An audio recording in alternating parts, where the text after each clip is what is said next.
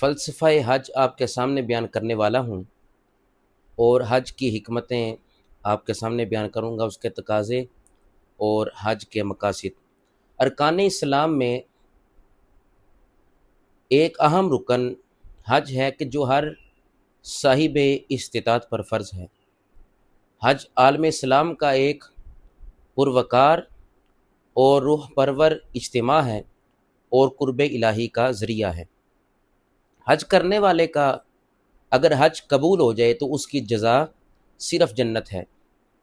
نماز یہ بدنی عبادت ہے اور زکوٰۃ یہ مالی عبادت ہے، لیکن حج یہ بدنی عبادت بھی ہے اور مالی عبادت بھی ہے۔ حضرت شبلی علیہ الرحمہ آپ سے پوچھا کہ آپ کیا فرماتے ہیں حج کے بارے؟ تو آپ نے فرمایا حج کے ہیں دو حروف، ایک ہے ہا اور دوسرا ہے جیم۔ ہا سے مراد ہے حلم بردباری اور جیم سے مراد ہے جرم، یعنی بندہ عرض کرتا ہے باری تعالیٰ تیری اتنی بلند بارگاہ ہے کہ میں اپنے جرم لے کر تیری بارگاہ میں حاضر ہوا ہوں اور عرض کرتا ہوں کہ تو ستار بھی ہے، کریم بھی ہے، غفور بھی ہے، رحیم بھی ہے، مجھ پر کرم فرما، میرے گناہوں کو معاف فرما دے۔ وہ حاجی حج کی امید لے کر جب گھر سے نکلتا ہے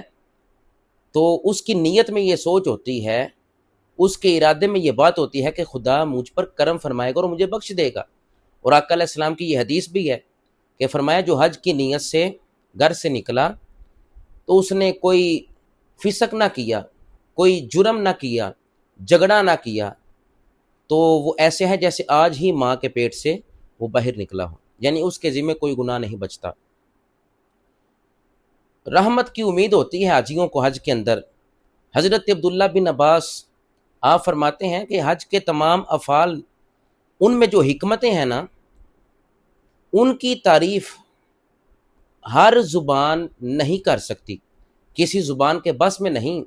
کہ حج کی جو حکمتیں ہیں، جو تقاضے ہیں، زبان عاجز ہے کہ اس کی حکمت کو بیان کیا جائے، اس کے تقاضوں کو بیان کیا جائے۔ یہ حج ایک ایسی عظیم عبادت ہے کہ ہر زبان عاجز ہے اس کی تعریف کو بیان کرنے سے۔ شاہ ولی اللہ محدث دہلوی آپ فرماتے ہیں کہ ہر ایک جس طرح بادشاہ ہوتا ہے، اس کی رعایا کا سال کے بعد ایک دن مقرر ہوتا ہے جس میں وہ اپنی رعایا کے اندر فرما بردار بندے اور سرکش بندوں کو علیحدہ علیحدہ کر دیتے ہیں۔ تو شاہ ولی اللہ محدث دہلوی فرماتے ہیں اسی طرح حج بھی بعینی ہی اس قسم کی تقریب کے مشابہ ہے کہ جس طرح اس تقریب میں نیکوکار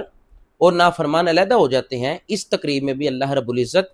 اپنے برگزیدہ اور مقبول بندوں کو علیحدہ کرتا ہے، تمیز کرتا ہے ان میں